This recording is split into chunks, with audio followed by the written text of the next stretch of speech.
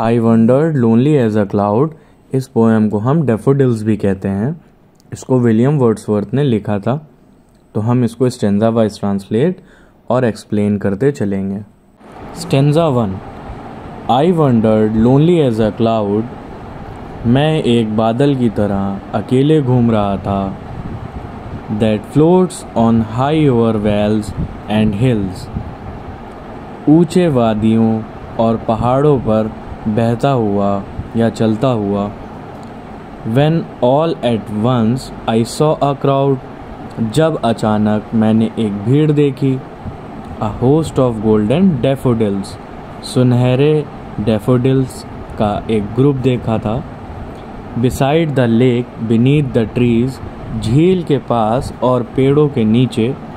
Fluttering and dancing in the breeze, हवा में झूमते और नाचते हुए। एक्चुअली इसमें पोएट बताना चाहता है कि वह एक बादल की तरह, जिसकी कोई मंजिल या कोई डेस्टिनी तय नहीं होती है, वह घूम रहा होता है वादियों और पहाड़ों की तरफ से। तभी उसे एक दृश्य दिखता है, यानी कि एक सीन दिखता है जहाँ पर बहुत सारे डैफोडिल्स होते हैं, डैफोडिल्स का बाग होता है। तो वो उसे देखता है, जो कि हवा चलने की वजह से झूम रहे होते हैं, नाच रहे होते हैं। इसी बात को फर्स्ट स्टेंजा में पोएट बताता है। Stanza 2। Continuous as the stars that shine, तारों की तरह जो चमकते हैं।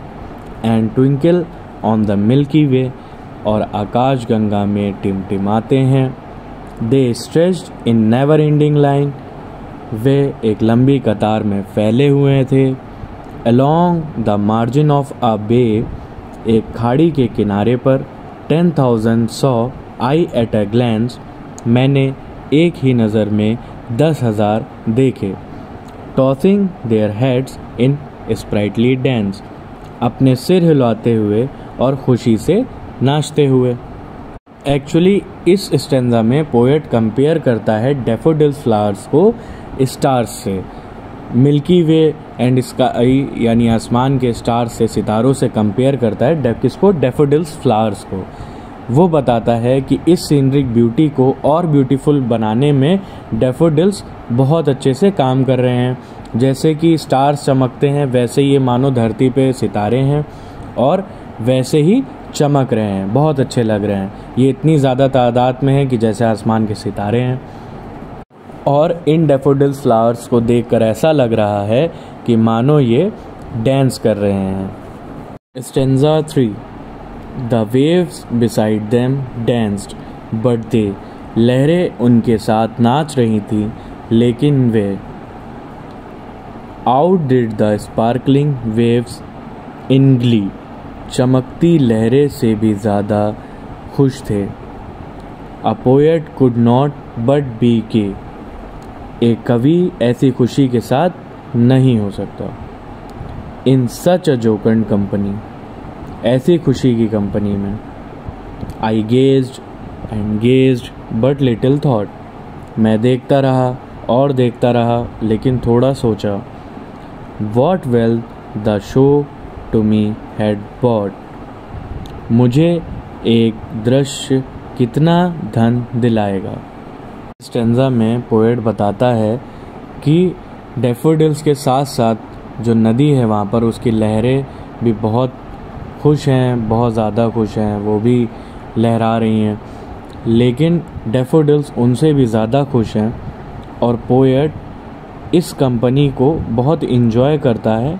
बट पोएट इनकी तरह इतना ज़्यादा खुश नहीं हो सकता।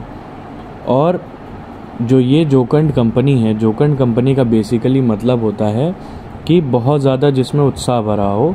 और इसमें जो गे की बात हो रही है वो गे समलैंगिक वाला गे नहीं है। गे का मतलब है बहुत खुश, बहुत ज़्यादा खुश। जैसे डैफोडिल्स और लहरें बहुत ज़्यादा खुश हैं, इस तरह पोएट कभी खुश नहीं होते। और जोकंड कंपनी इस तरह से एंजॉय नहीं करते। और ये सारी चीज़ें क्या कवि को पैसे कमा के देंगी, इस बारे में थर्ड स्टेंजा में वो बात करता है। For often when on my couch I lie, क्योंकि अक्सर जब मैं अपने सोफे पर लेटा होता हूँ।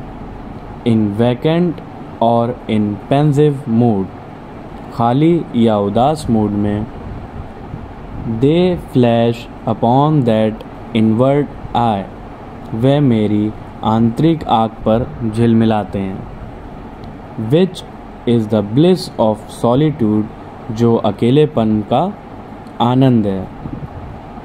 And then my heart with pleasure fills, और फिर मेरा दिल खुशी से भर जाता है। And dances with the daffodils, और डैफोडिल्स फ्लावर्स के साथ डांस करता है। इस स्टेंजा में पोएट बताते हैं कि जब भी वो अपने घर के सोफे पर लेटते हैं और सोच रहे होते हैं, उनका मन परेशान होता है या खुश होता है, तो वो जब भी इस सीनरिक ब्यूटी को याद करते हैं तो उनका मन खुशी से भर जाता है और वो भी डैफोडिल्स की तरह डांस करते हैं और बहुत ज़्यादा खुश हो जाते हैं। एंड हाँ, प्लीज़ हमारे चैनल को लाइक करिए, सब्सक्राइब करिए और अपने दोस्तों के साथ शेयर करिए और हमें बताइए कि हम अगली कौन सी वीडियो पोस्ट करें जो आपके काम आ सके। Thank you.